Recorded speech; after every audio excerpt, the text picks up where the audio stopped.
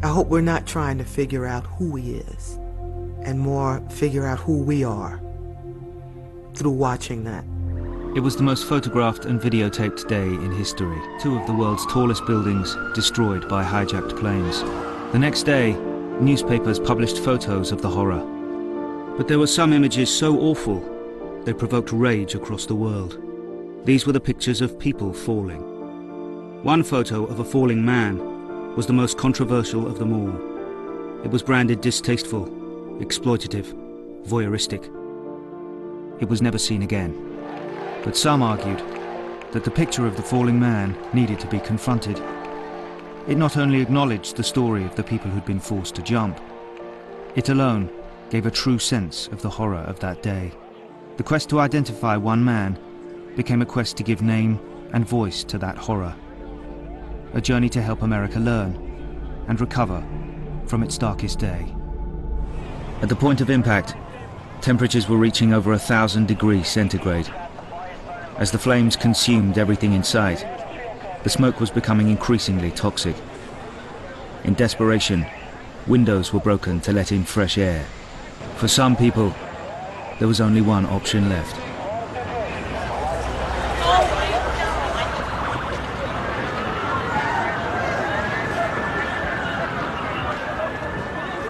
I was standing between a police officer and a woman EMS worker, and all of a sudden the woman says, "Oh, look," and she pointed up, and we both looked up, all 3 of us looked up, and the people started coming down from the World Trade Center. Bodies were falling, so I instinctively picked up my camera and started taking pictures. That's what I do. It's like a carpenter, you know, he has a hammer, he builds a house, I have a camera and I take pictures. Broadcasters were pulling back. They weren't showing the people falling, they were reporting them. What did she happen? People are jumping out the windows. Over there, they're jumping out the windows, I guess, because they're trying to save themselves. I don't know. It's gonna explode. At 9:58, the South Tower fell, extinguishing in an instant the hopes of hundreds inside. The photographer Richard Drew caught the moment.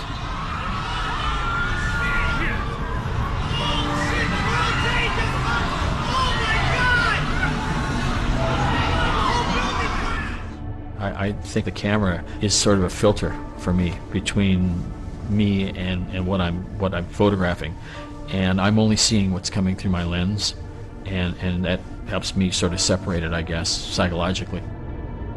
What Drew didn't realize was that it already captured an image so shocking, so representative of the horror of the day, that it would ignite controversy and anger across the world. There were things that were so big that were falling. And it was terrifying and horrifying to think I didn't recognize the objects I was seeing as people. Maybe that thought was just too horrendous, too horrifying to me. Others did see what was happening. Lonely, 10-second journeys. A very public way of dying.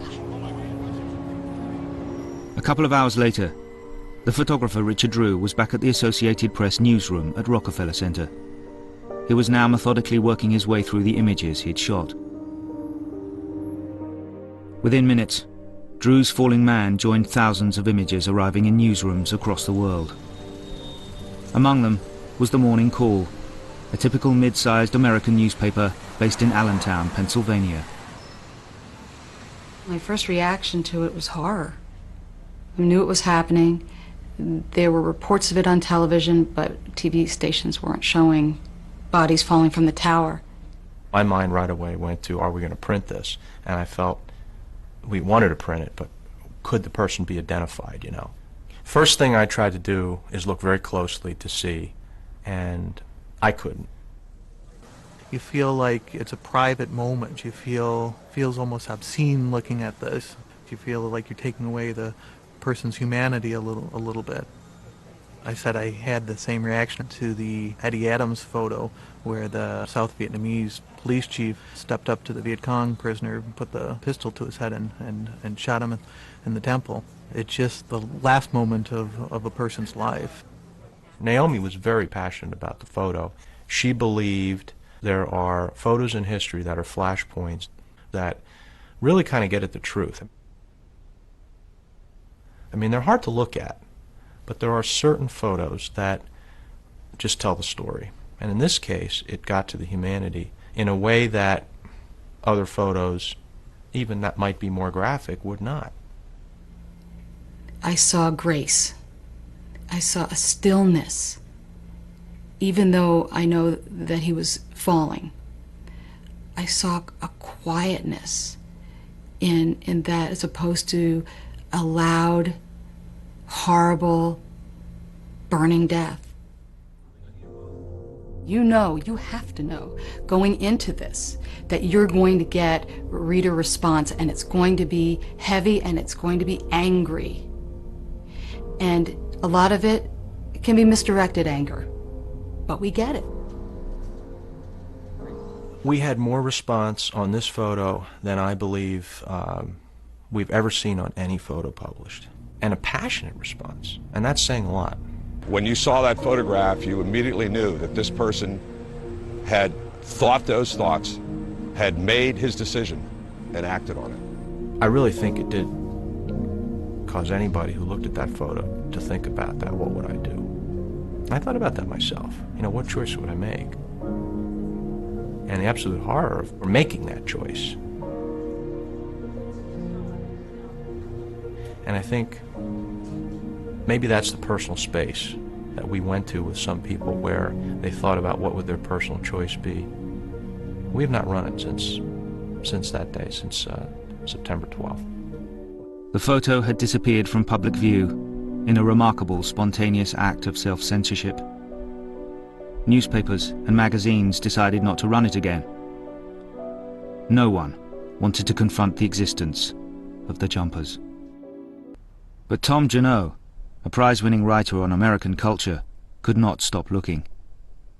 He felt the falling man was the defining image of September the 11th, and decided to investigate why the jumpers had been airbrushed from the day. I talked to the coroner's office in New York. I asked them for a count of how many people jumped that day. And what the woman from the coroner's office said was, nobody jumped that day. They were blown out. They were forced out. We don't say that they jumped. Nobody jumped. That just made me feel that there was just something going on that was not familiar American territory about dealing with tragedy. There were just things about that day that you weren't supposed to say, you weren't supposed to see, you weren't supposed to talk about. And for me, that resistance wound up centering on and attaching itself to Richard Drew's picture. Janot was not alone in his curiosity. A few days after the image was published, a Canadian journalist was asked to identify the falling man. An editor called me with what I thought was a ludicrous request. He wanted me to find out who the man was and tell his life story. And my first thought was, good luck. You know, I don't think it's possible to get the identity of one person in an image like that. But I decided to try. The worst ever act of terrorism directed at the United States on domestic soil, and it may not be. She was on the 79th floor, so everything around them had collapsed already. If I don't find him, I have to start all over again. It's taken me my entire life to find him, and I don't know what I will do without him. But no one wanted to lay claim to the falling man. Cheney came across a poster of a missing man in a white jacket. I had this instant sort of recognition. I thought it looked like the man in Richard Drew's picture. The number led to Milagros Hernandez, She and her family had pinned hundreds of posters across New York, desperate for any news about her brother, Norberto. He worked at Windows on the World. I asked her if she and her family had seen the picture in the newspaper. She said yes. And I said, did you think it was your brother? She said yes. I said, well, I'd like to tell his story. Norberto's wife and 3 daughters refused to accept that the image was Norberto. It flew in the face of their family motto, together forever, and their faith. I'll say it as is. Once a person commits suicide, their soul automatically goes to hell with no questioning. We weren't the most religious family, but we had our beliefs and we went to church. So by you calling him the jumper, you're kind of saying that his soul is damned. You're telling me he's in hell. I think that's mostly what got to my mom. That's what got to me too. What do we stand to gain by identifying this person? What's the purpose of this? Why this exercise in trying to look at this photo and understand who's in it? What will we ever know about this photograph that it doesn't already say on its own? There was an element of exclusion, that he died improperly, that we want to remember this day for its heroism. And whether we think of the jumpers as heroic or not, they should not be excluded from the consecrated ground of American soil because they died in a way that makes us uncomfortable. Junot was convinced that America needed to confront the falling man, a harrowing symbol of 9/11, instead of pretending he didn't exist. He then found someone who provided justification for his mission. Someone who'd found comfort and peace by accepting that his loved one may have jumped. It had to be so intense up there, and there was no other way out, that it was either burn alive or go quickly. I envisioned that it had to be the towering inferno, and from the photos I saw, it obviously was. Who knows how much smoke was in there? You know, do you suffocate to death or do you jump? I think it was brave to do that. When the media started posting photographs, then I started searching to see if Karen was one of those jumpers. I know it's her because the clothes and the shape, I would know her from a shadow.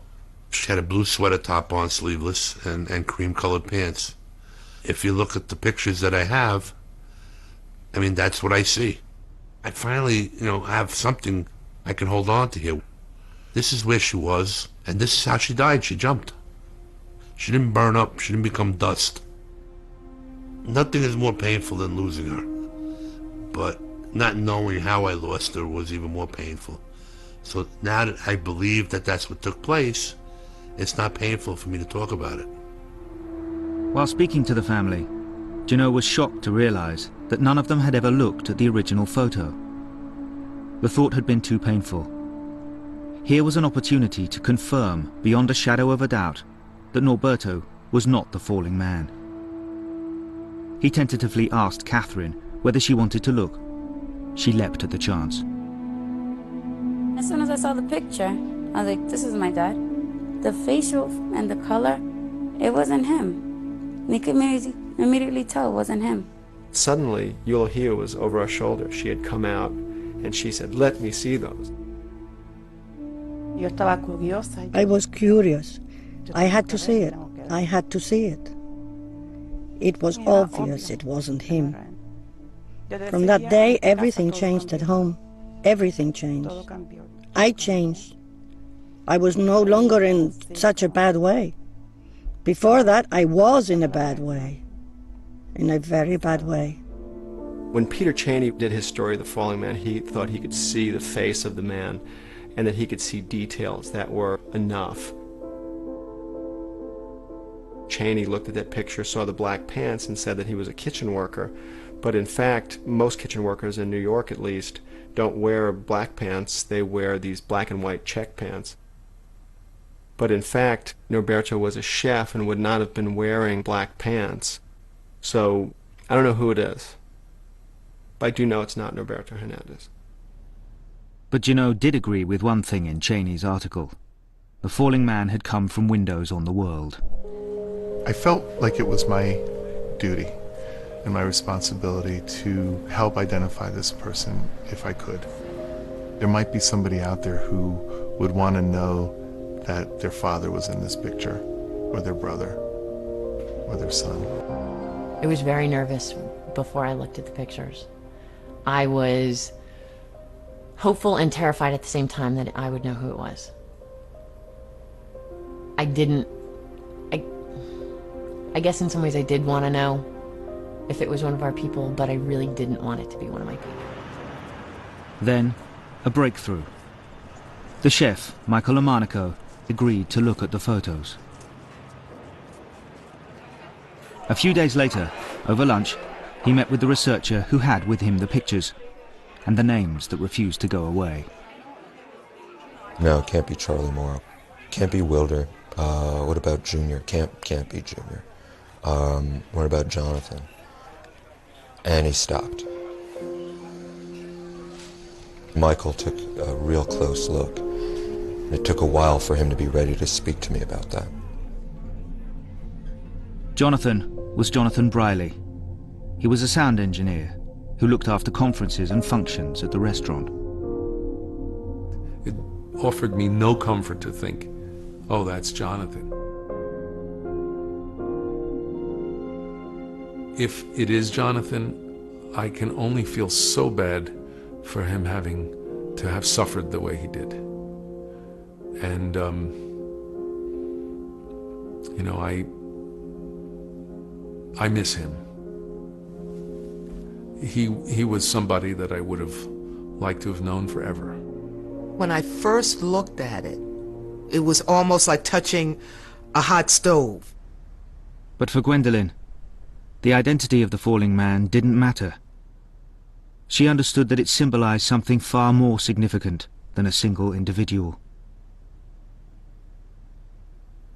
I never thought of the falling man as Jonathan. I thought of him as a man that just took his life in his hand for just that second. I hope we're not trying to figure out who he is, and more figure out who we are through watching that. The man's identity didn't matter. The power of the image came, not because the falling man could be identified, but because he couldn't. What that day needed more than anything else was essentially what a lot of other wars had, which was a tomb for the unknown. What makes the tomb of the unknown soldier so poignant is the fact that he is unknown. It's not the fact that he is that I identified, it's the fact that one has been made to stand for many. When Richard took that picture, I believe that he took a picture that really stood as the tomb of the unknown soldier for that day. Tom Junot's quest had revealed just how important the falling man was. The image didn't insult those who died. Rather, it was a fitting and just memorial to them, because it forced the world to acknowledge and remember the terrible events of that day. One of the reasons why I became so determined to plumb the meaning of the falling man was that we can't hope to understand these incredible times unless we look at these images and accept the witness of these images. I mean, I think that looking at the falling man and to discuss it is the only option that we have, given that there is a falling man.